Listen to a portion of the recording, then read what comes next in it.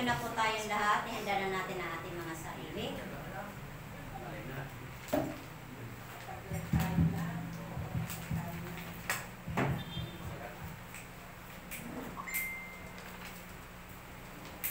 Awitin natin ang awit ng pastor.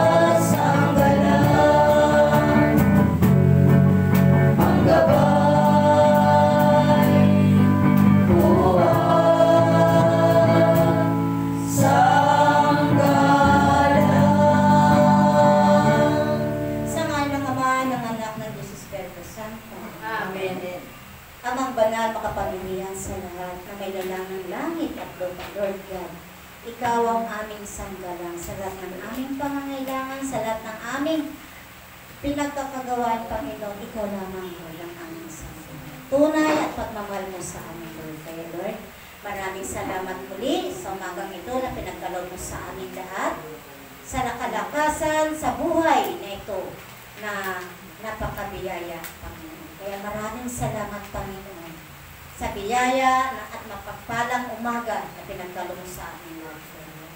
Dahil tunay po, Panginoon, pag wala kami sa iyo, Marami kaming daranasin ng pagkahirapan. Pero Lord, narito ka sa amin. Sa araw-araw namin pangangailangan. Sa araw-araw namin na pananalig at pananampalataya sa iyo ay sinasagot mo agad ang aming mga pananalig. Lord, maraming salamat, Panginoon, sa binibigay mo sa amin sa araw-araw na ito. Bagamat masama ang panahon, pero Lord, maraming salamat nakarating kami sa iyong gawain. Yan po ang tanda ng aming pagmamahal sa iyo, Ama. Walang sunusuko, anuman ang mga balakid sa aming daraanan ay nakakarating kami sa paroroonan namin. Higit sa lahat, ang aming pupuntahan ay iyong gawain. Kaya maraming salamat, Panginoon. Nanawa, Lord, sa oras na ito, i-bless mo yung mga magpapahayag ng mga salita mo, umpisa sa gospel hanggang topic. Dahil ikaw, Lord, ang aming itinataas, wala na po. Ikaw ang aming Diyos na buhay. Ikaw ang aming Diyos, ang sandalan sa lahat ng oras. Kaya maraming salamat, Panginoon. At tinuruan mo kami lumapit sa mga gawain mo ito, Panginoon. Dahil tunay po ang pagmamahal mo sa amin. Hindi mo kami pinababayaan dahil ang mga salita mo, hindi iwanan, ni pababayaan. Kaya maraming salamat, Panginoon. Bagamat kami ay nagpupumilit lumapit sa iyo, anuman ang aming mga kasalanan, nagpipilit kami, Panginoon. Naibsan ang aming mga pagkakasala at pagkukulang na yan. May Lord, kung anuman ang aming mga kasalanan, anuman ang aming pagkukulang sa iyo, nawa, Panginoon, mapatawad mo kami lahat. At sa oras na ito, inaalay namin sa iyo ang buhay namin. Ang buhay na binigay mo para sa amin lahat, Panginoon. Ang buhay na may kalakip na pagmamahal para sa iyo. Kaya maraming salamat, Panginoon. Ngayon naman po, awitan natin ng ating Panginoon na Kiri.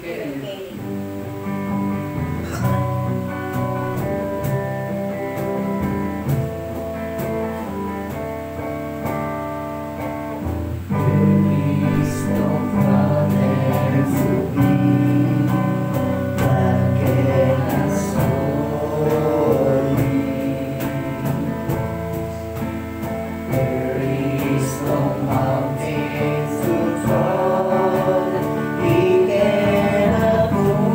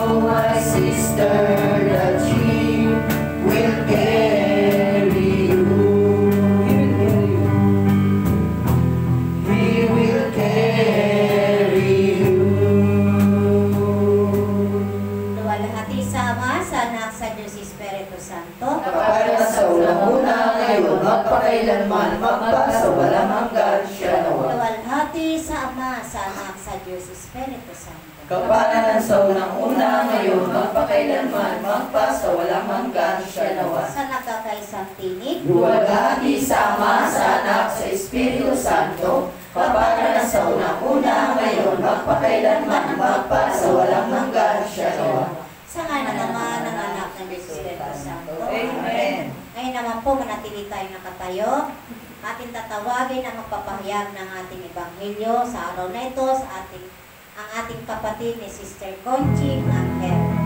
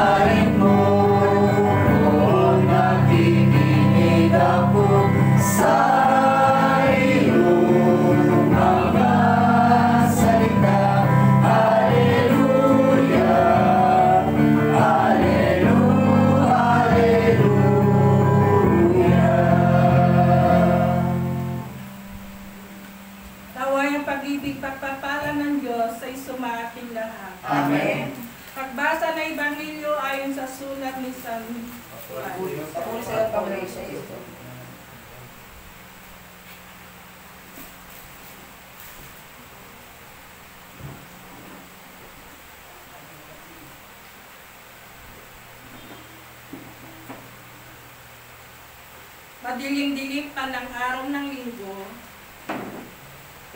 naparoon na si Maria Magdalena sa libingan.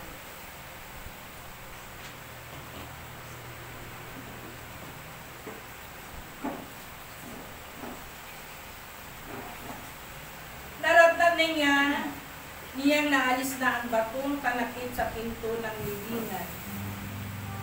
Dahil dito, patakbo siyang pumunta kay Simon Pedro at sa alagad na mahal ni Jesus at sinabi sa kanila, "Kinuha sa libingan ng Panginoon at hindi namin alam kung saan dinala." Kaya't si Pedro at ang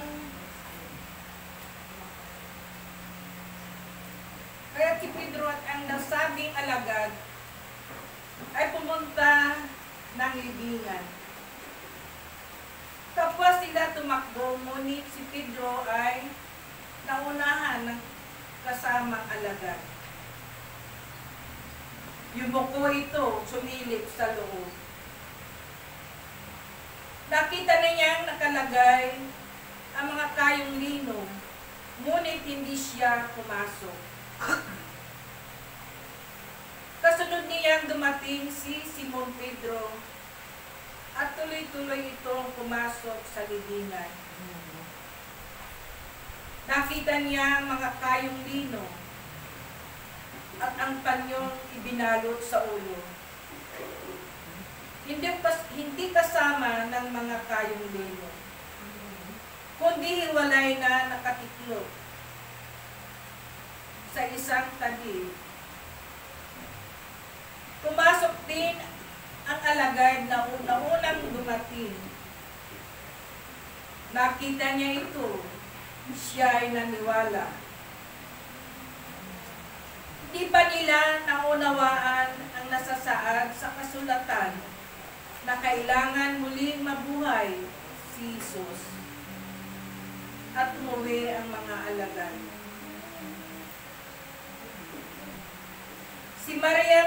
Si Maria nakatayong umiiyak sa labas ng libingan. Yumuko siya at tumingin sa loob. May nakita siyang dalawang anghel na nakaupo sa pinaglagyan ng bangkay ni Jesus. Ang isa sa gawing ulunan at isa naman ay sa paanan. Tinanong nila si Maria, "Ali, bakit kayo umiiyak?" Sumagot siya, "Kinuha po nila ang aking Panginoon at hindi ko alam kung saan dinala." Lumingon siya na pagkasabi nito at nakita niyang si Jesus na nakatayo roon. Ngunit hindi niya nakilala ni Jesus iyon. Tinanong niya, "Bakit ka umiiyak?" Sinabi, "Ang inaanak mo." Akala ni Marias ay siya ang tagapag-alaga ng halamanan. Kaya sinabi niya, "Ginoo, kung kayo po ang kumuha sa kanya, ituro ninyo sa akin kung saan ninyo dinala at kukunin ko." "Maria," ani ni Jesus. Humarap siya at kanyang sinabi, "Rabboni," ibig sabihin, Guro, "wag mo akong hawakan sapagkat hindi pa ako nakakapunta sa Ama," wika ni Jesus. "Salib, pumunta ka sa aking mga kapatid at sabihin mo, aakyat ako sa aking Ama at iyong Ama. Ang aking Diyos ay inyong Diyos." Kaya si Maria Magdalena ay pumunta sa mga alagad at sinabi, "Nakita ko ang Panginoon." At tuloy sinabi sa kanila ang bilin ni Jesus. Mga kapatid, ang mabuting balita ng Panginoon. Pinupuri ka namin, Panginoon Panginoon Jesucristo.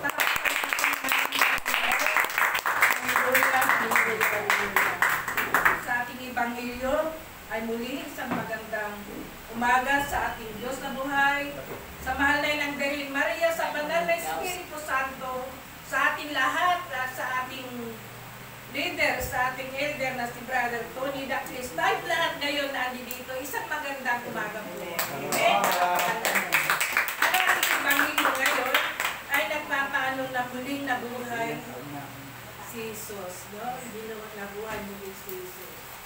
Na marami rin sa Ebanghelyo na ito, marami rin hindi rin naniniwala, no? Na si Jesus ay muling nabuhay. Ngunit si Maria Magdalena, na pinagpakitaan ng Panginoon, siya nagpapatunay na ang Panginoon ay buhay. Nakita niya. Sa pamamagitan sa kanyang pagpunta sa sementeryo, nakita niya talaga doon na ang Panginoon ay wala na sa kanya, sa pinaglibingan sa kanya. No? So, agad-agad siya, si Maria agad-agad tumakbo sa mga alagad. Una na kay Simon Pedro. At pinamalita niya na ang Panginoon ay wala na sa libingan. So, yung mga alagad na yun na pinagsabihan ni Maria Magdalena, ay nagunahan sila na pumunta sa libingan upang tignan nila ang Panginoon. So, yung pananalita ni Maria doon, yung ibig sabihin ni Maria sa mga alagad, hindi lang nakita o sinabi niya na gano'n, kundi mayroon pang ibig sabihin si Maria Magdalena sa kanyang pagkakita. Hindi lang niya nakita, di ba? Kundi talagang parang inobserbahan niya. Parang siya man ay parang wala rin hindi rin siya makapaniwala na wala ang Panginoon doon. Siya man mismo, si Maria Magdalena, nandun din yung na ang Panginoon ay muling nabuhay at wala na doon na sa kanyang libingan. So ang ang ibig sabihin, yung ni Maria Magdalena dito, parang pinatitibay lang,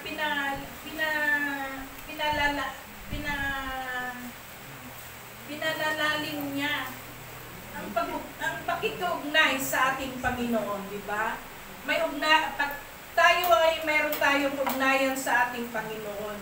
Magkaroon tayo ng sapat na pananalig, pakipag-ugnay sa ating Panginoon. Hindi lang yung ating nakita o narinig, no? Kundi tayo mismo, magkaroon tayo ng pananalig, pananampalataya sa ating Panginoon. Amen? Amen. Kaya ang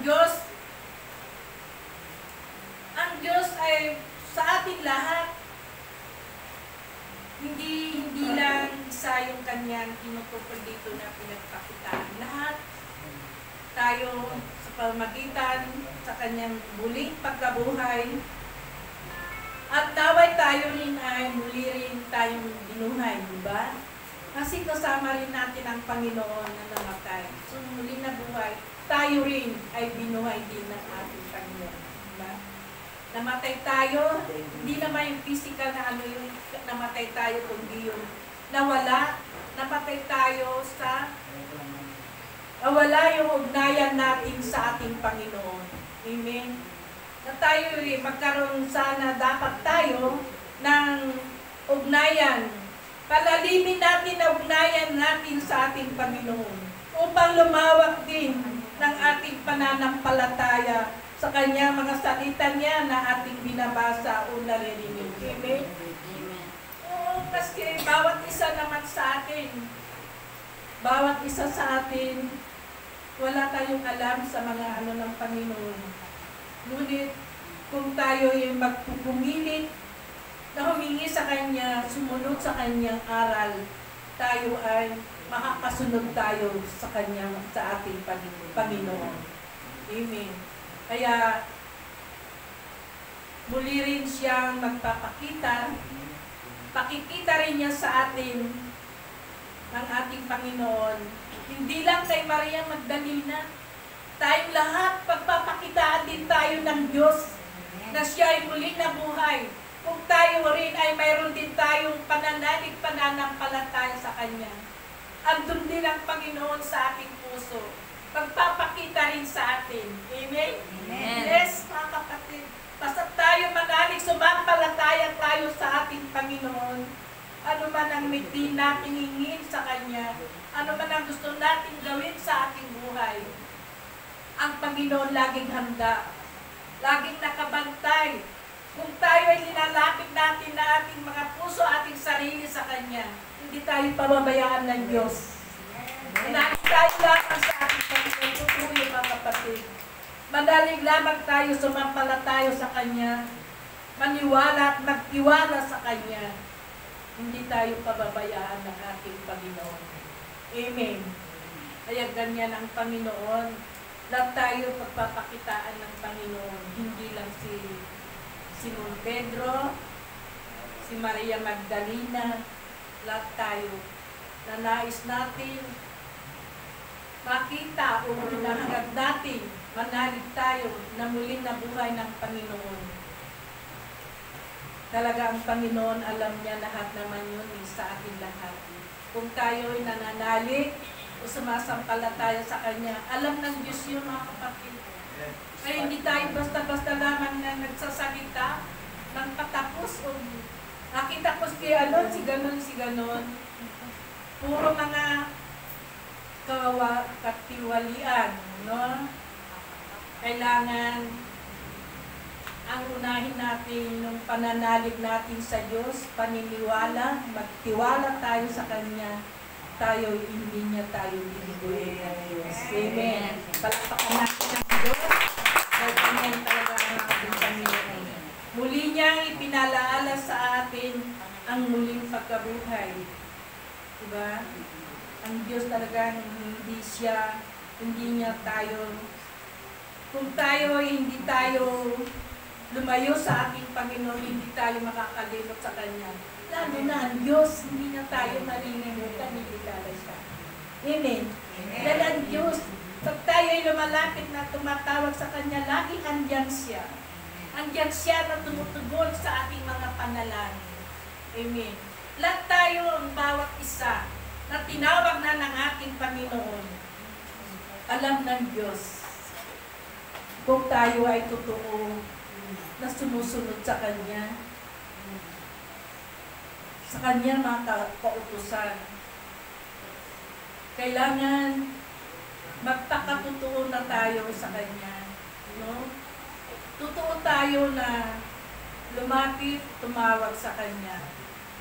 Ang Panginoon, laging handa siya sa ating, lagi niyang handang naririnig niya ang ating mga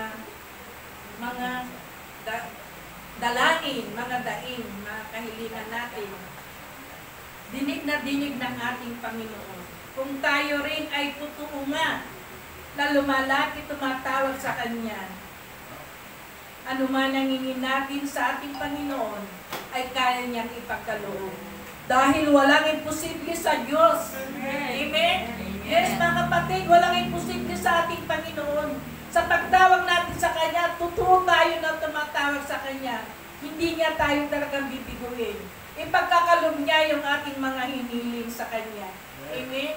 Dahil Diyos ay mabuti. Amen? Amen. Makapangyarihan siya. Buhay ang Diyos na ating tinatawagan. Buhay ang Diyos na ating nilalapitan. Lahat, alam niya lahat kung ano ang mga kailangan natin sa Kanya, ano ang kailangan natin. Sabi nga, iniisip pa lang natin, ano man ang ano natin, alam na ng Diyos. Amen? Naranasan natin yan minsan, di ba? Bagamat, hindi natin nakikita ang Diyos. Ngunit nandyan siya na nagpapadama, nagpaparamdam sa atin. Amen. Yes, totoo yun. Wala nga pakita sa ating Panginoon. Pero siya, lagi nandyan siya, nagpapadama ng pag-ibig niya sa atin. Ano lang talaga ang Panginoon eh. Manalig ka, sumampalataya ka sa Kanya, sumunod ka sa Kanya. Lahat ang hiling mo, maging tapat ka, tumawag sa Kanya, lahat ang hiling mo ay ipagkakaloob niya sa atin. Walang imposible sa Diyos. Amen? Amen. Alam mo, ibibigay ko naman ng isa pang gawain sa pagbibigay ng mensahe ng ating kapatid na si Brother Tony Dacles. Siya po ang magbibigay ng isa pang mensahe ng ating Panginoon.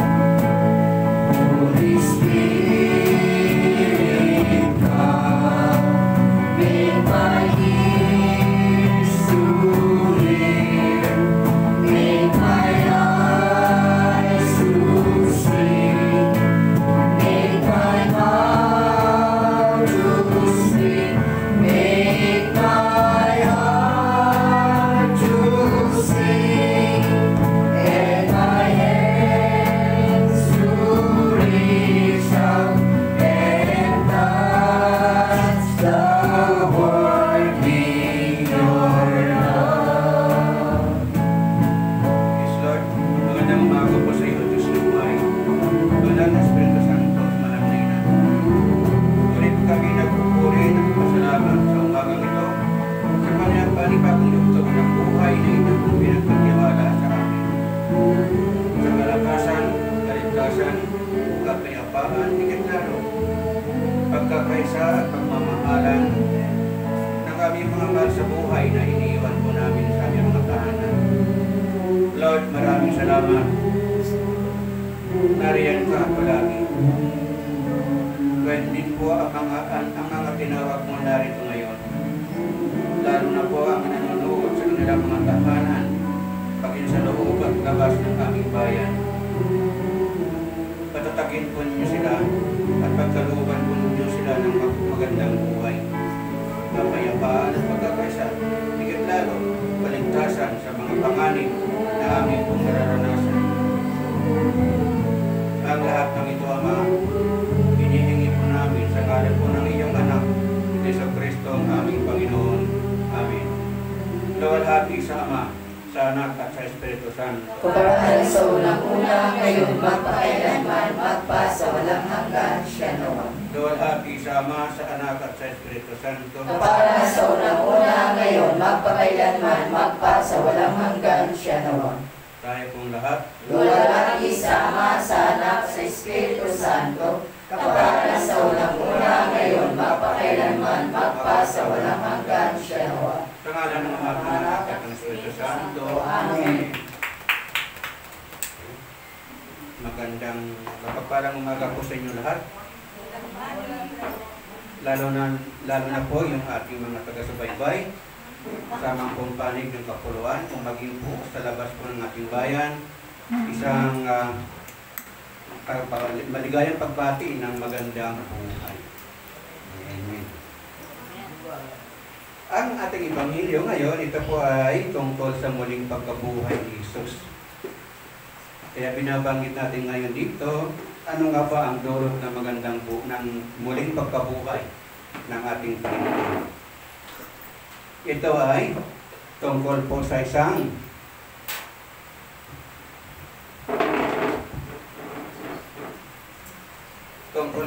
magandang buhay na natanggap ng bawat isa sa atin na nananalig sa kanyang muling pagkabuhay. Pero ang tanong, ano nga bang ibig sabihin ng magandang buhay?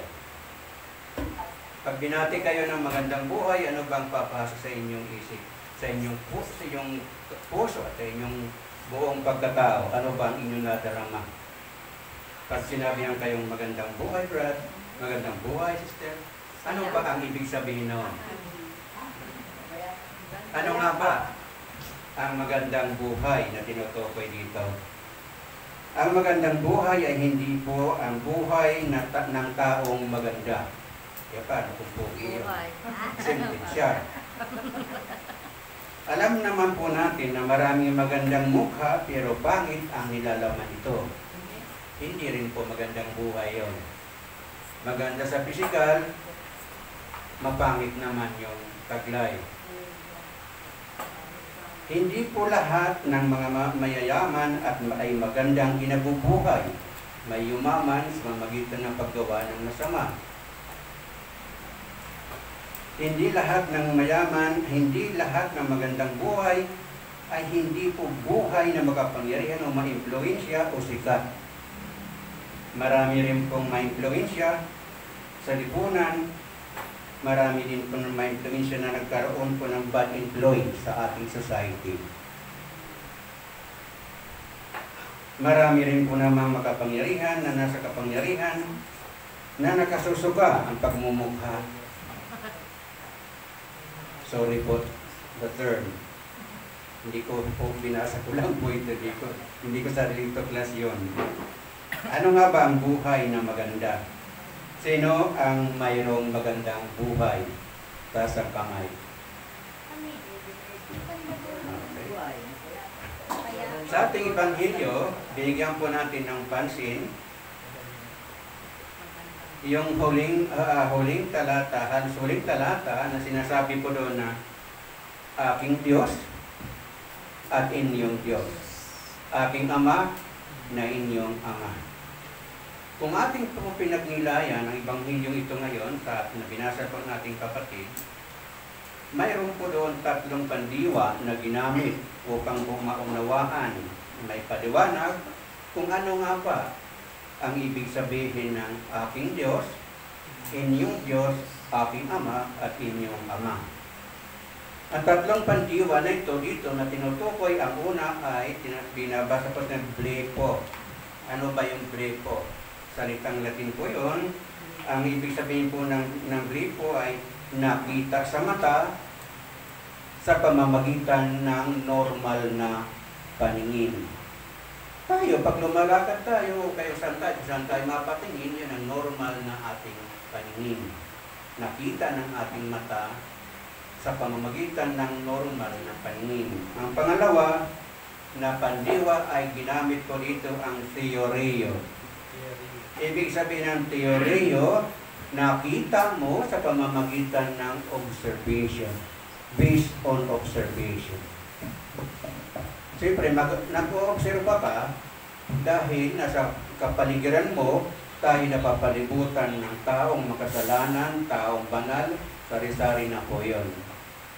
Ang pangatlo na pandiwa na ginamit ko dito ay salitang haraw. Ang ibig sabihin ng haraw, nakikita sa paningin na mayroong pananampalataya. Pag may nakita ka sa normal na paningin, magtutungo ka na ngayon sa pagkakita mo na mayroong kang o-obserba. Mayroong kang layunin na obserbahan. Bakit nga ba ganito? Isang halimbawa dito, Sister Edith, sabi niya sa akin, may nag-imbita sa akin na umatin sa kanilang gawain. Nang obserbahan niya, bago daw magtapik, diretso na, wala nang panalangin. Tulad sa atin, nahihingi muna tayo ng gabay ng Espiritu bago tayo magbigay ng mga talata o mga verse. At bukod doon, nung igalakuan yung aking paningin, wala akong nakitang santo. So yun ang nakita sa mata na mayroong pagtingin, na mayroong obserbasyon. Dito nakita natin si Magdalena na umiiyak. Lumuluha sa paghinagpi sapagkat kinuha nila ang aking Panginoon. Minsan tayo rin naman lumuluha din tayo sa mga pagsubok na ating nararanasan. Ngunit ang luhang iyan ay hindi po ibig sabihin na walang saysay o walang silbi sa iyong pagluha. Minsan ang luhang yan mismo ang magdadala sa iyo upang lubos at mong makita si Kristo sa iyong buhay. Hello. Hi. Pasakay pa lang yan, wala pa nga tayo sa tao. Kasi ang pag-iyak natin, doon natin nadarama, doon natin higit na nakikilala ang Diyos sa pagluha na yun. Pag hindi ka lumulo, lagi ka lang humahagalpak dahil maganda ang ano mo, wala kang problema, hindi mo gaano nang alaala yun. But in this thing sa dumating ang buhay na ganito, doon mo maalala ng lahat, may utang pa para ako sa kapitbahay. Ichinichismis na ako, di ko pa nababayaran. So ganito, makakarating sa'yo, ichinichismis ka, maghihinagpis ka ngayon. Mawawalan ka na ng pananampalataya sa Kanya dahil na rin sa kasalanan mo. Amen? Amen. Ano nga bang ating dapat gawin kung ganito ang ating nararanasan? Saan ba tayo tutungo? Una, kumapit tayo sa Diyos. Sa anong paraan? Hawak mo ang Biblia. Ang Biblia, mayroon po yung 102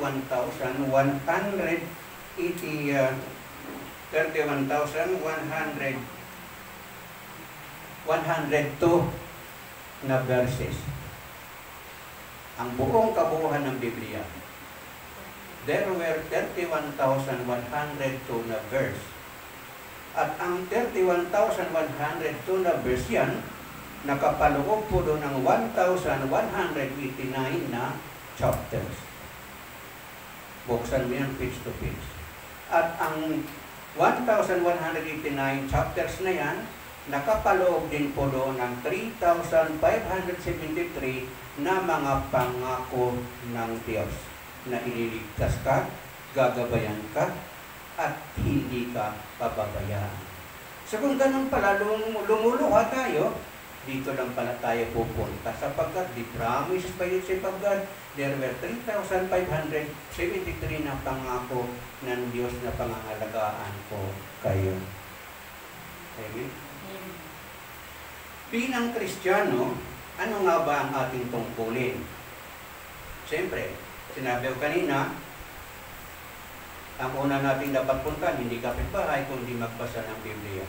Bilang Kristiyano ka, tatanungin ko kayo, kung pinakinggan ninyong sinabi ko, there were 31,102 na verses at mayroon ditong nakapaloob na 1,189 na mga chapter. O ilang chapter ng Biblia mababasa ang salitang Kristiyano? Ala, walang nagbasa. Ha? 1,189. Ang tanong ko, ang salitang Kristiyano, ilang chapter sa Biblia o aling chapter lang binabanggit doon? 3 chapter lang po. Yung out of 1,189 na chapter, 3 chapter lang po binabanggit doon ng salitang Kristiyano. Ito ay mababasa sa Gawa, chapter 11:26. Naroon po yung salitang Kristiyano. At ang pangalawa, Gawa, chapter 26, verse 28. Pangalawa yon, na chapter doon mababasa ang salitang Kristiyano. At ang panghuli ay 1 Peter, chapter 4, verse 16. Naroon po nakapaloob yan. Trivia po yon para po inyong pagnilayan, inyong hanapin, pakuhin ninyo mamaya, o buksan nyo yung Biblia para sa bahay, naroroon po, nakalagay po yon. Binigay po natin kung ilang verse, ilang chapter, o ilang pangako ng Diyos na nakapaloob doon. At ang sinasabi ng Panginoon Diyos, magpakatatag kayo, 365, o ulit na binabanggit sa Biblia.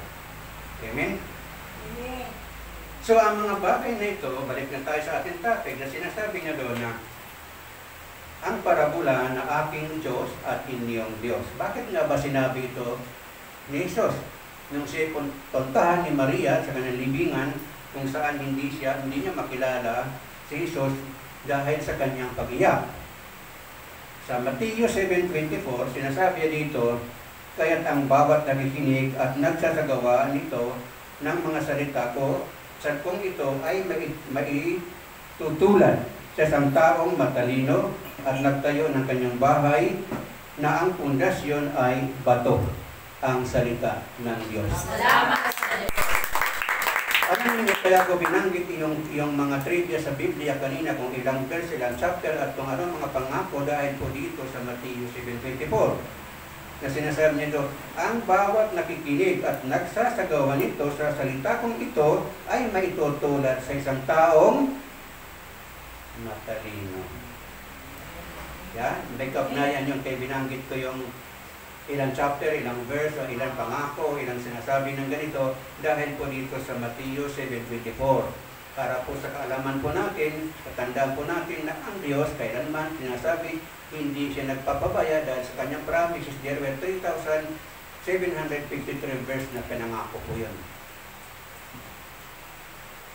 Kaya para maging matalino ka, makinig ka rin naman sa anak. Kasi baka hindi mo pa maunawaan ang kanyang parabola o mga talinghaga. Amen?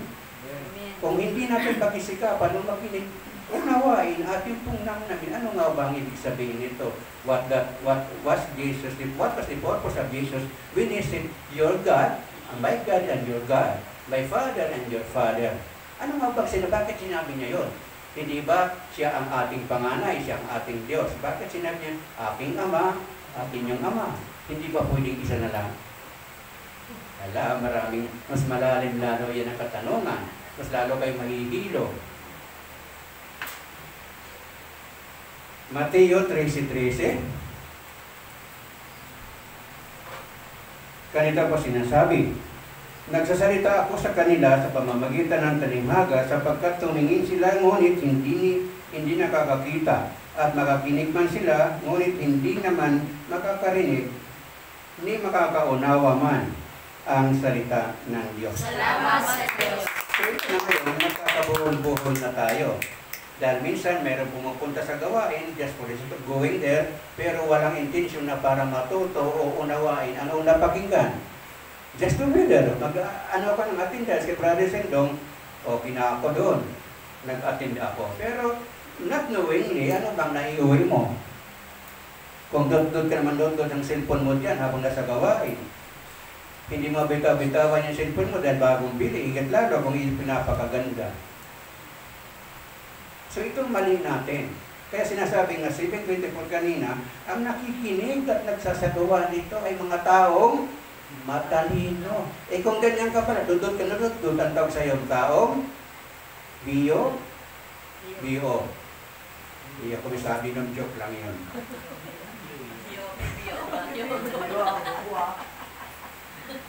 Sorry po. Kaya minsan talaga, akala natin, naunawaan natin ng payak, ng mga, ng payak lang, ang talinghaga o karunungan, kulang pa pala. Kahit pala araw-araw ko nasa gawain, maging sa linggo, nandun pa rin ako eh. Kulang pa pala yun. Bakit kaya? Minsan naman, mali pala ako. Kaya ang pag-aaral ng nakasulat sa Biblia, marami tayong dapat na i-consider. You have to consider. Ano ba yon? Bago ka magbukas ng Biblia, manalangin ka muna. Pag hindi ka manalangin, habang nagbabasa ka, sumasakit ng ulo mo, nahihilo ka na. Wala kang naintindihan, tumigil ka na sa pagbabasa sapagkat there is no guidance from the Holy Spirit. Dahil ang salita na nakapaloob dito, mayroong kapangyarihan. John chapter 5 verse 31. Sabi dito, at sinabi ni Jesus, at ang Ama na nagsugo sa akin ay siyang nagpatutuo sa akin. Kailanman hindi na makita ang kanyang anyo, ni marinig man ng kanyang tinig ang salita ng Diyos. Salamat sa Diyos. Anong inyong napansin dito? Na sinabi ni Jesus na ang Ama ang nagsugo sa akin ay siya nagpatutuo sa akin kailanman hindi makita ang kanyang anyo, ni marinig ang kanyang boses. Eh para yung mga tao nagkasalita, nakausap ko si Lord. Kausap ko kahapon. Dumalaw siya sa bahay. Na-vision ko siya nandun sa kwarto ko. Eh paano itong salita dito ni Apostol Juan? Kasi nungalingan to. Sino kasabi ng totoo? Yung tao o yung salita ng Diyos? Kaya kung minsan nakakarinig kayo ng ganyan, huwag naman kayong masyadong patangay doon. Malinaw po yun na minsan, kahit sa John chapter 1 verse 18, nagalagay po doon na wala pang ni isa nakakita sa Diyos. Kaya sabihin mo, nakita ko, nakausap ko ng linggo. Handa ba nandun kayo sa apartment, gagawain ko, dumalaw si Lord sa akin. Pinapatong pa ng kanyang kamay sa aming mga ulo. So much for that, very good. Mapalad ka. Pinupuntahan ka ng Diyos. Pero kung tutunghayan mo yung binasa sa 7:24 ng Mateo, basahin, balikan mo nga yun. Sinasabi, ang sino man nakikinig at nagkasagawa ng mga salita kung ito, may tutulad siyang taong matalino. Eh ngayon kung bira ka ng bira without knowing what is written on the gospel, on the scripture, of the book of the Bible, abay, ang nakikinig sa'yo, baka mahilo sa'yo. Naulit ko, sinabi ni Jesus, at ang Ama na nagsugo sa akin ay siyang nagpatutuo sa akin. Kailanman hindi makita ang kanyang anyo, ni marinig ang kanyang boses. Eh narinig ko, nagsalita siya sa akin, sabi, mababa ang crap ang SGM. Paano nga itong verse na ito? Itsapuira natin para tayo magkasundo. Hindi po ganun. Ang mga ganitong pangyayari, ang banal na Espiritu ang may kaparaanan when and kung kailan dapat man maganap at kung kailan hindi dapat. It is not always, most of the time, ipagkakaloob sa'yo. Dahil tao ka lang na makasalanan. Kung nakagawa ka ng kasalanan kahapon, kagabi, sa palagay mo sa umaga, bibiyayaan ka na ganitong biyaya ng Diyos? Well, di ba? So, to make it clear, magbasa tayo ng Biblia. Sapagkat there were 3,573 promises of God which was written clearly and very concise on the Bible. Ngayon, kung ganyan ang influensya mo sa mga tao na nakikinig sa'yo, probably you might be wrong. You are not in the right track. Paano yung nauuto? Paano yung naturuan ng mali? Dumami na yung mali na yan. John chapter 5, verse 38. Sinasabi dito, hindi na natili sa inyong mga puso ang kanyang mga salita, sapagkat hindi kayo sumasampalataya sa isinugo niya ang salita ng Diyos. Salamat sa Diyos. So, ito po, malinaw po ito, panisa pang karaktagang sinasabi, patotoo, na hindi mananatili sa inyong puso ang kanyang mga salita, sapagkat hindi kayo sumasampalataya. Katulad ng isa nagpatotoo doon sa St. Joseph, na kumuha doon ng tubig sa planggana at sandukin ng 7 sandok patalikod. Itapon ng sandok yung tubig. Saan mababa sa Biblia kahit basahin mo yung Biblia, there were 31,102 na mga verses at ang 1,189 na mga chapter, wala akong makita doon. Sorry po. Hindi po ako maniniwala doon, matutoo yan. Kailanman, Diyos pa rin ang makapangyarihan. Makavision ka man, makapagsabi ka man na naging totoo, Diyos pa rin ang lahat. Hindi kailanman tao ang magiging makapangyarihan sa ating kapaligiran. Amen.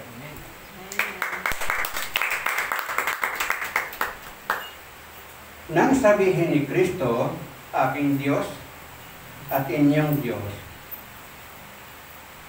hindi ba't ayaw ninyo siyang paniwalaan? Doon sa commandment ng sabihin ng Ama na huwag kang magkakaroon ng ibig ng ibang Diyos sa harapan ko, hindi nga ba't ayaw ninyo siyang pakinggan? At pati ang isinugo ng Ama na si Jesus, na siyang Kristo, ay ginawa na ninyong Diyos. Sino ang salita ito? Mga Hudyo. Kaya ayaw nilang maniwala na si Kristo ay isinugo ng Ama at siya mismo ay Diyos. Kaya sinasabi dito, ito ang talatang pinagbabatayan ng sinasabi niya na inyong Diyos at inyong Diyos, aking Ama na inyong Ama. Naintindihan na po natin. Binasa lang po natin. Sinasabi na doon sa 10 Commandments nang sabihin ng Ama na huwag kang magkakaroon ng ibang Diyos sa harapan ko, hindi nga ba't ayaw ninyo siyang pakinggan? O, diba? So, ito pinapaliwanag na bakit ayaw ninyong manalig kay Kristo. Nananalig kayo doon sa mga nakavision. Hello? Hi. Ikaw yung nakavision na nigarilyo kagabi yun. Habang madilim, walang makakita, tapos kinamagaan, na-vision, nakausap ko si Lord. Kaya mag-iingat naman tayo. Suriin natin ang mga bagay-bagay na nasa ating paligid. Baka naman ikaw na nakakagulo. Diba? Imbis na mapunta tayo sa kaayusan, ikaw na tuloy pinagmumulan ng kaguluhan, kalituhan. Dahil sa paniniwalang ito. John chapter 20, verse 17. Sinabi ni Jesus, huwag mo akong hawakan sapagkat hindi pa ako makapunta sa Ama. Sa halip, pumunta ka sa aking mga kapatid at sabihin mo sa kanila na aakyat ako sa aking Ama na inyong Ama, sa aking Diyos na inyong Diyos. Ang salita ng Diyos. Salamat sa Diyos. So, pansinin po natin yung sinasabing sa aking Ama at inyong Ama, sa aking Diyos na inyong Diyos. Bakit kaya? Bakit hiwalay ba ang Diyos niya at Diyos natin? Baka na kay Rebecca ang isang Diyos. Nasa barangay 178. 74. Baka ganun nga ang ibig sabihin nito. Bakit kaya hindi na lang sinabi ng Panginoon sa ating Ama at Diyos? wala sana tayong pag-uusapan ngayon. Dapat nakaupo na lang ako doon. Diba? Kung sinabi yun na sa aking Ama at aking Diyos, sana wala ng problema. Wala sana tayong pinag-usapan na minsan nakakalito. Kung bakit ibig sabihin ay mayroon tinatawag tayong distinction, pagkakakilanlan. Distinction, pagkakakilanlan ng pagiging Ama ng Diyos sa ating mga mananampalataya.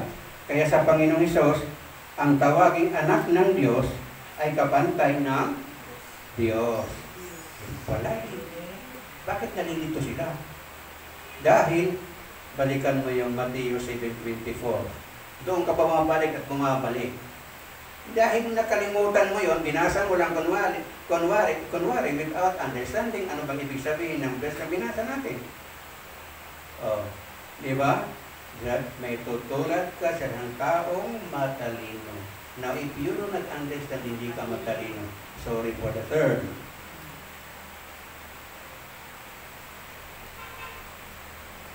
Kaya ito ang pinaka-ihintay doon naman sa pinaka-hihiwatig sa Mateo 13:13 na binanggit natin kanina. Ano ba yung 13:13 binanggit natin kanina? Ito pong kanyang sinasabi dito. Nagsalita ako sa kanila sa magitan ng talinghaga, sapagkat tumingin man sila ng tumingin, makinig man sila ng makinig, wala silang maintindihan. O, nakinig nga kayo dito, paglabas niya sa pinto, ay, blanco na, wala na.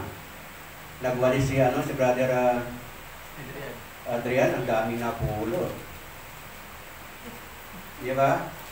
So make it sure na nandito ka, you have to devote your time, ibigay mo ang iyong panahon, oras na yun, sa pagkikipag-isa kay Kristo. Hindi anong dinudot-dot mo dyan, anong binubulong-bulong mo dyan, anong kinakalab-kalabit mo dyan.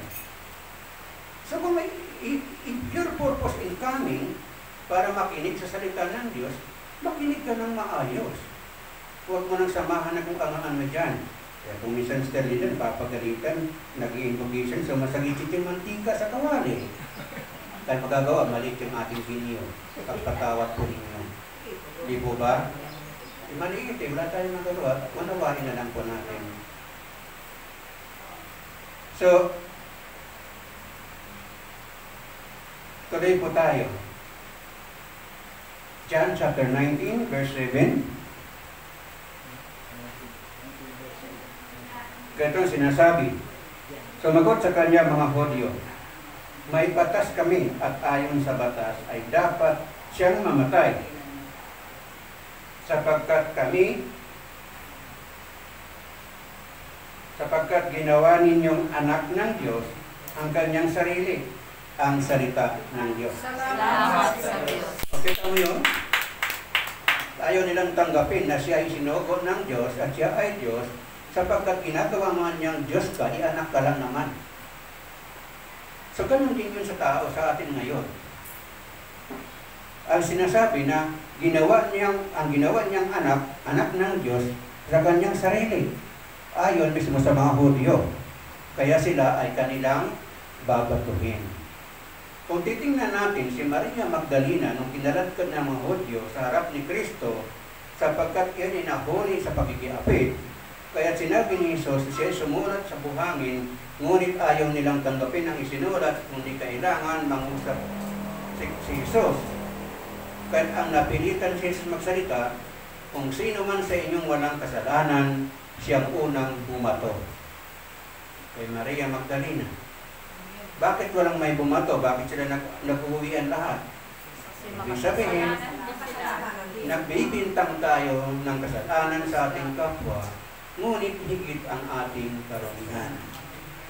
So, Diyos na mismo ang nagsabi, kung sino sa inyong walang bahid na kasalanan, siyang unang bumato. Kaya tinanong niya si Magdalena, hindi ka ba nila pinarusahan?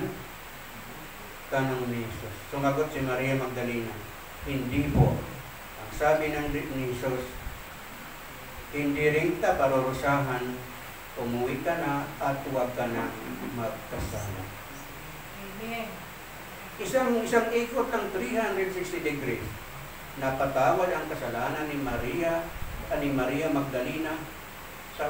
Kahit na ganong kabigat ang kanyang kasalanan, na nahuli siya na nakikiapid, pinatawad siya ng Diyos. Dahil ang pagpapatawad ng Diyos, ito'y hindi para lamang ang pagpapatawad sa mabuting tao, kundi maging sa mga taong makasalanan. Sapagkat kung ang tao ay nilalang ng Diyos para sa Diyos, ngunit ang tao ayaw sa Diyos, mahal pa rin ng Diyos ang tao.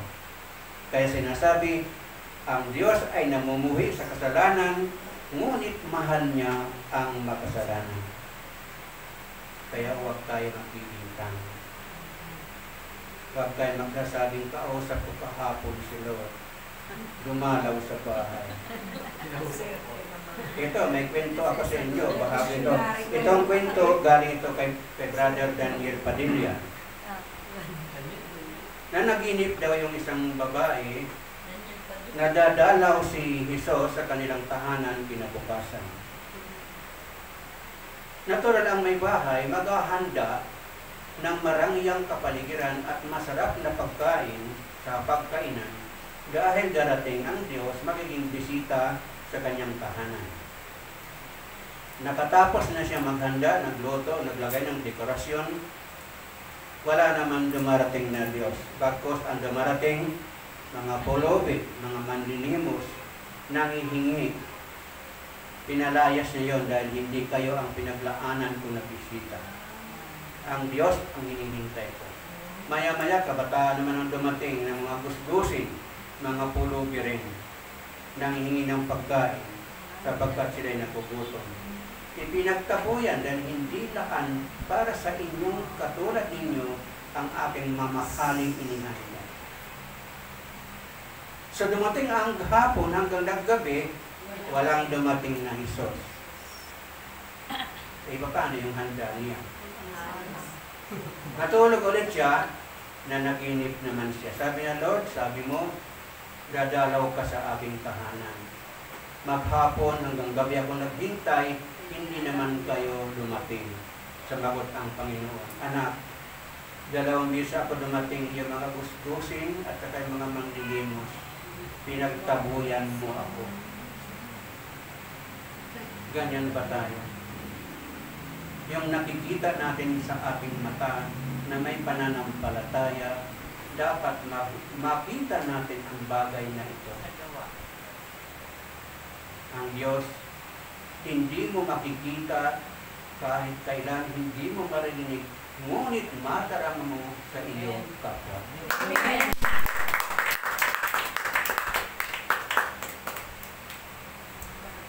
Sa Juan chapter 5 verse 18, sinasabi naman dito, lalo namang pinagsikapan ng mga pinuno ng mga Hudyo na ipapatay siya sapagkat hindi lamang niya nilabag ang batas tungkol sa araw ng pamamahinga.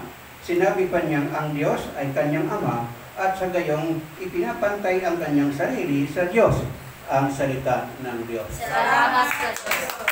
Hindi pagkakataon na araw ng linggo na nagutom ang mga alagad at mismo si Jesus, dumaan sa triguhan, sila ay pumitas ng mga trigo at sila ay kumain. Inong panahon na yun, bawal daw kumain sa lumang tipan sa araw ng pamamahinga. Dito pinakita ni Kristo na ang araw ng pamamahinga hindi upang itlin ang buhay natin, kung hindi palakasin, buhayin natin ang ating sarili. Kaya sinabi niya, kung sakaling mayroong tupa na mahulog sa bangin, hindi mo ba ito ililigtas dahil araw ng pamamahinga? Kung may tumawag sa atin ng saklolo dahil mamamatay na, ay dadalhin sa ospital, hindi ka makikilos. Hayaan mo lang ba dahil linggo ngayon bawal tumulong? Ganon ba ang Kristiyano? Hindi ganon ang katuruan sa bagong tipan sa mamagitan ng Panginoong Jesucristo. Hindi natin makita kung anong kahalagahan. Bakit siya isinugo? Bakit siya dumating? Bakit siya nagkatawang tao bilang isang Diyos? Amen? Amen. Pansinin po natin, ang Ama pa ay tawag ni Jesus sa Ama ay ipinapantay ang kanyang sarili sa Diyos ayon na rin sa mga Hudyo. Sapagkat hindi nila naiintindihan na ang Ama at ako ay iisa. Kung babalikan mo ang lumang tipan, sinasabi doon, sapagkat ako ay akong ama. Yun ang hindi nagbabasa ng Biblia. Pinaalala ko naman, binalikan ko yung ating trivia. Kung bakit natin kailangan, pag tayo tumatangi sa matay pupunta sa kapitbahay, tandaan mo na kung ikay namumroblema, pag mayroon kang mabigat na mga dalapasanin, mayroon mga taong mapagsamantala, pagkasamantalahan ka rin dahil alam nila mahina ka sa ngayon. Papayag niyan, ibigay sa akin yung kanyang lukit, bahay, titulo, bigyan ko na lang ng betong halaga para makaraos sila. Tandaan po ninyo. Kaya pinapahayo, kung ikay may pinagdaraanan, huwag magpasya sa mga mahalagang kapasyahan. Ipagpaliban. John chapter 10:33. Sabi dito, sinagot siya ng mga Hudyo, binabato ka namin hindi dahil sa isang mabuting gawa, kundi dahil sa paglapastangan, pagkat ganyang tao ka. Itinuturing mong isa kang Diyos, ang inyong sarili, ang salita ng Diyos. Salamat sa Diyos. Ito yung kanilang punto kung bakit hindi sila magkasundo. Sapagkat ayaw nilang tanggapin si Kristo na siya ay Diyos. Siya ay sinugo, siya ay nakipamuhay sa atin upang madama natin, makapiling natin, upang higit natin siyang maunawaan. Paano kung nanatili ang Diyos ng Espiritu magpahanggang ngayon, hindi wala tayong nakikita. Kung hindi ka nga makapaniwala na ang Diyos ay nagkatawan tao, yung pa kayang nanatiling sa Espiritu na hindi mo nakikita, hindi mo naririnig, hindi mo makita ang kanyang anyo. Maliban na lang kung malimit sa iyong dumalaw, nakawas po kahapon.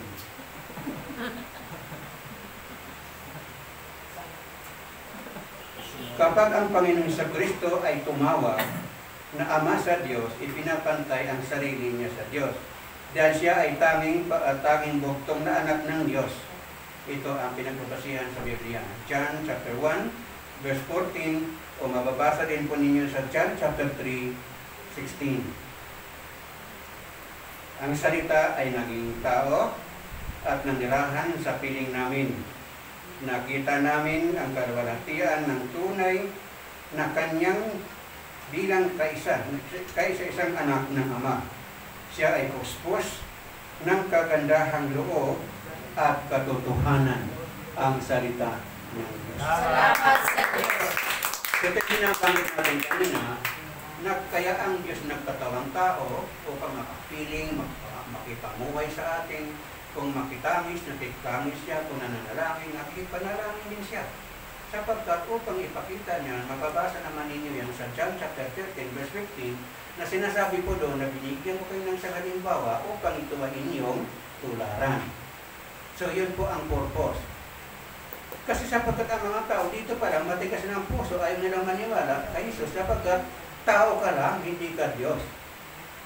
Ngunit kung iyo susuriin ang aklat ni San Juan, sa John chapter 13, 15, naroon na binigay niya ang halimbawa para sa atin upang ito ay tularan ng lahat na nakakikita, nakakasalamuha, o maging magpahanggang ngayon. Na dapat tayo ay maging halimbawa sapagkat ang Diyos na si Jesus, siya ay larawan ng Diyos na nakakuble, hindi nakalantad. Ano ba yung nakakuble? Kaya mayroon tayong mga representation ito. Sapagkat ang katotohanan niyan, siya ang Diyos na nakakuble.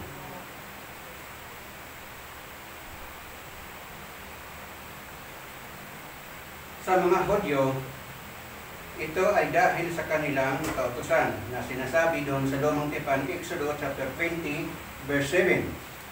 Sabi niya dito, huwag mong gagamitin ng walang kabuluhan ang pangalan ni Yahweh na inyong Diyos. Tiyak na parurusahan ka ang sinumang gumamit nito ng walang kabuluhan, ang salita ng Diyos.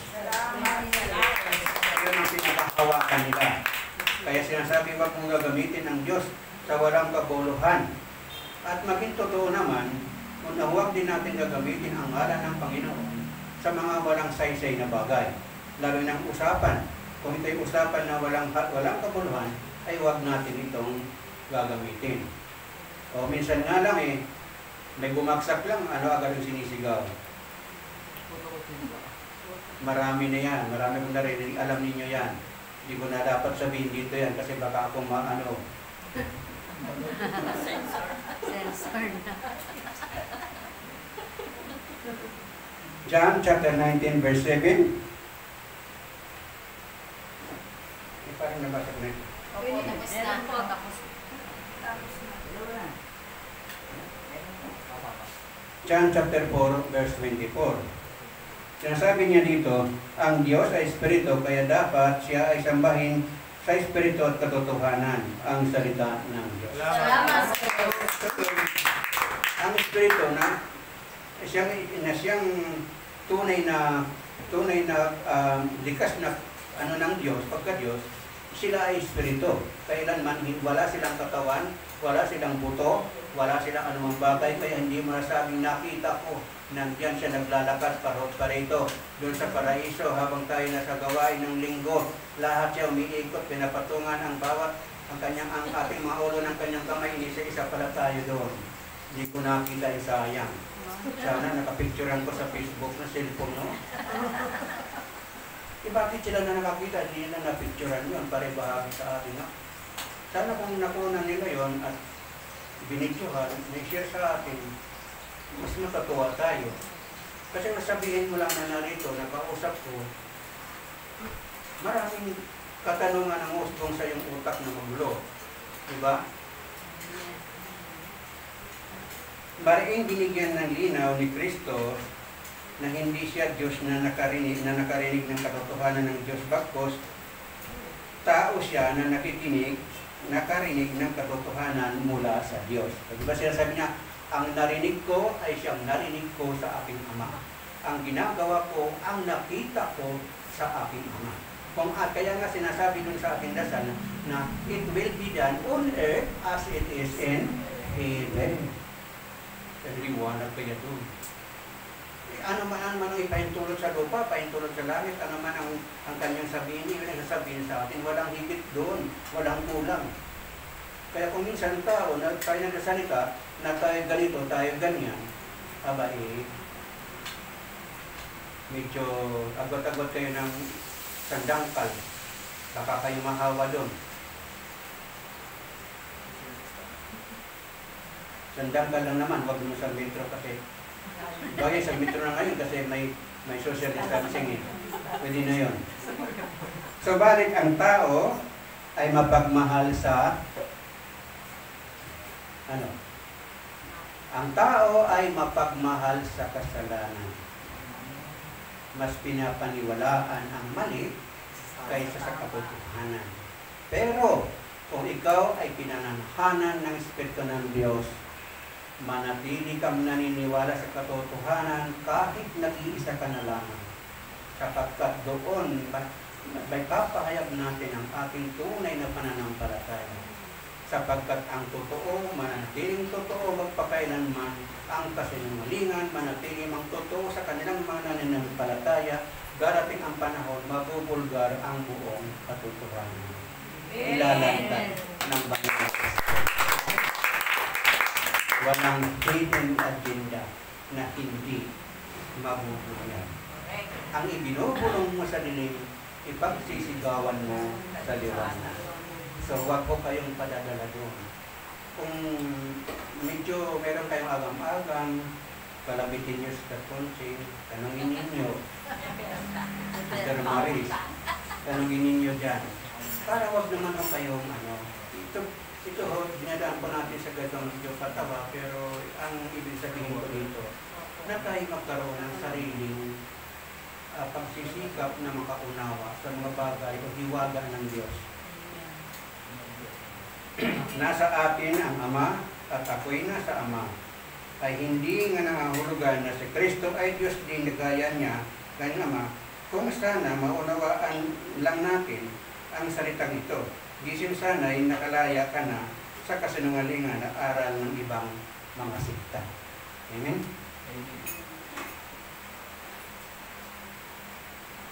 Mga kapatid, kung anuman po ang ating mga katanungan,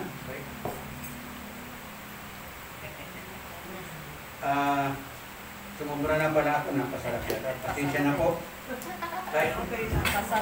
Labalhati sa Ama, sa Anak at sa Espiritu Santo. Kapala sa unang-una ngayon, magpakailanman, magpasawalang hanggan, siya nawa. Awitin po natin ang kaibigan.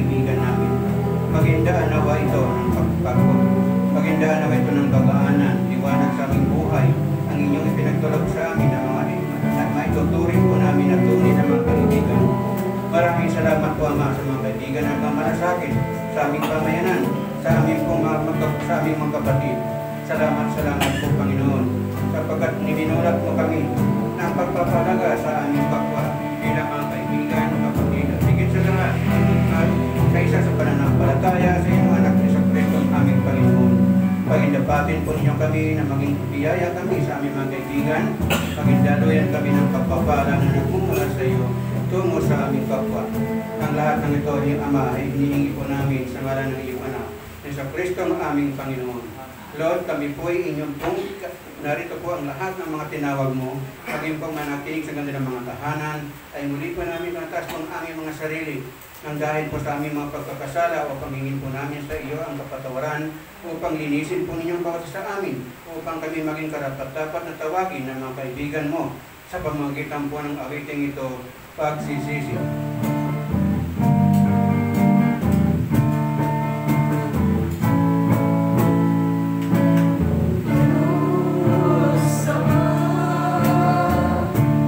Diyos, Anak, at Espiritu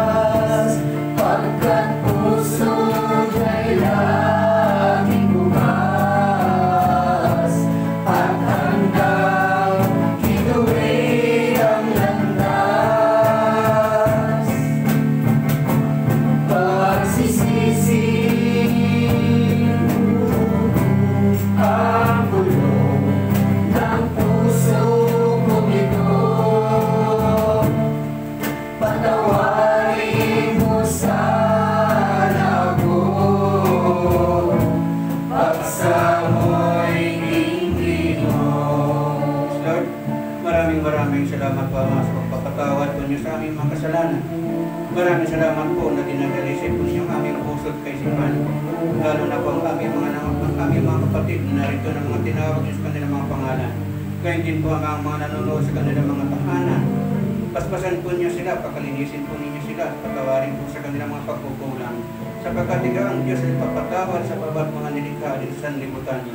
Lord, ipahintulot po ninyo sa pagpapatawad mo sa amin na kayo po'y aming papurihan pasalamatan sa pamagitan po ng awiting ito. Glorify thy name.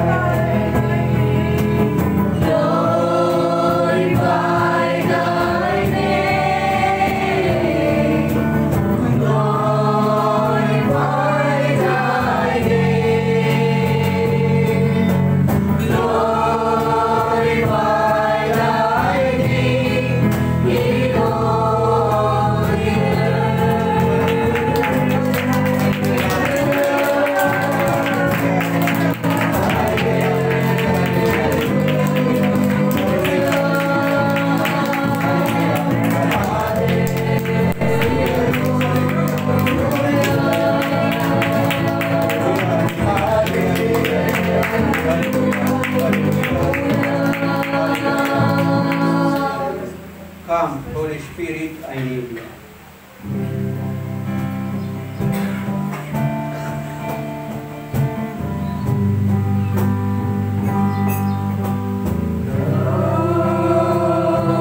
Holy Spirit, I need you.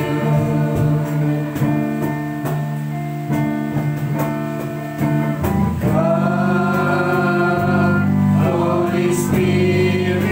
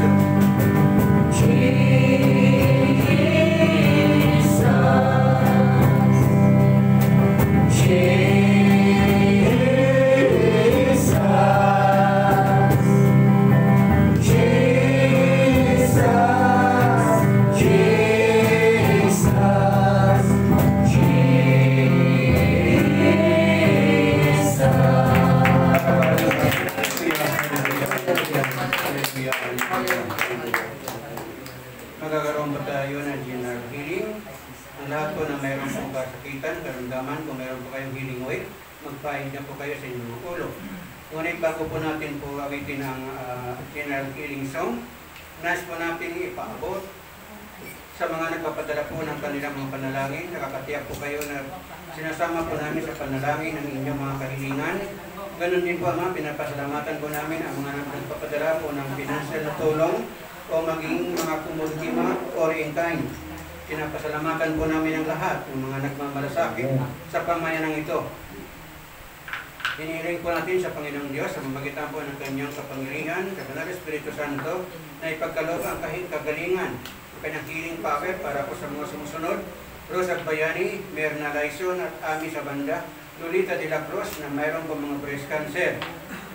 Gloria Castañeda, Apolinario Gobren, Evelyn de los Reyes, Marty Albacete, Arlene Narag, Marilyn Morete, Sheila Barat, Natividad Marceliana, Dominga Periata, may sakit sa baga, Elchora Rojas, nagdadialysis,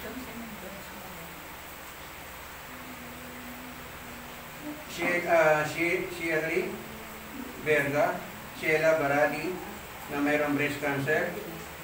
At para naman po sa mga kay Sister Hiren San Andres sa Canada, kay Brother Obet Sinumpit ng Cavite, Sister Lita Sinumpit, Carlito Sinio, Mogono Marcelo Jr., Jovelyn Alinan, Rosalia Dubrin, Baby Di Castro, Juliana Torres, Nida Tista and Benito Bayona, Risa and Mark Pirico, Armando Ray Geronimo, Roger Torres, Remedios, Rodolfo Manuel, Artaren John Byron Jr.,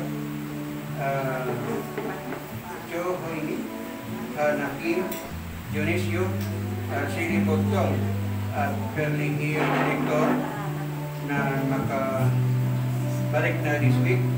Rosalina Angel, Esther Apusta, Gloria Castañeda. Nakapulod, maging po ang mga hindi nakasulat po dito na mayroong karamdaman, itinataas po namin, Panginoon, na pagkalooban po yung silang kagalingan sa pamagitan po ng iyong kapangyarihan ng iyong Espiritu, na po ang lahat ng mga nananalig ay gumaling sila. Sa ngalan ng iyong anak sa Kristo aming Panginoon, awitin po natin ang The Healer. Patong po natin ating kamay sa hangganan kami sa ating ulo at ang kaliwa sa bandang bahagi ng mayroon tayo nagkaroon. The healing thee, I am the Lord your healer. I send my words and heal your disease. I am the Lord your healer. You are the God. You are the God that healeth me. You are the Lord my healer. You send your wounds and heal my disease. You are the Lord my healer. Ako ang Diyos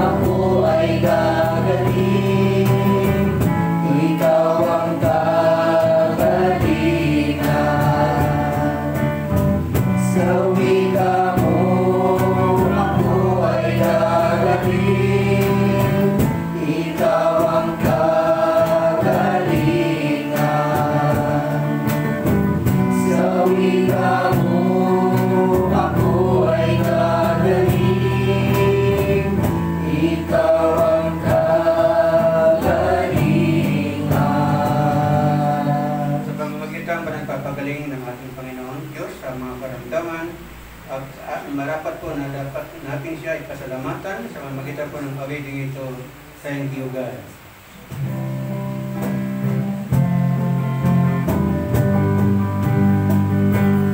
Thank you, God, for sending Jesus.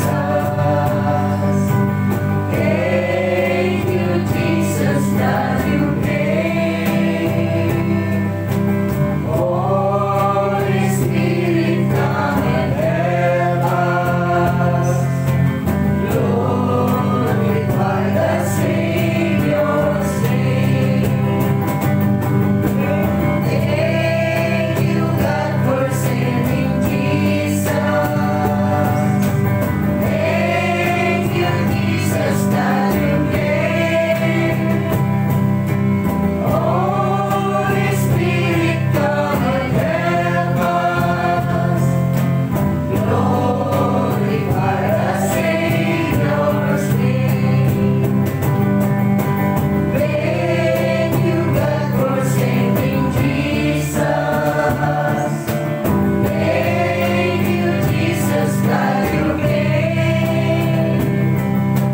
Holy Spirit, come and help us. Glorify the Savior's name. Glory be to the Father, to the Son, and to the Holy Spirit. As it was in the beginning, now and ever shall be, world without end. Glory be to the Father, to the Son, and to the Holy Spirit. As it was in the beginning, now and ever shall be, world without All in end. one strong and powerful voice. Glory be to the Father, to the Son, and to the Holy Spirit. As it was in the beginning, now and ever shall be, world without end.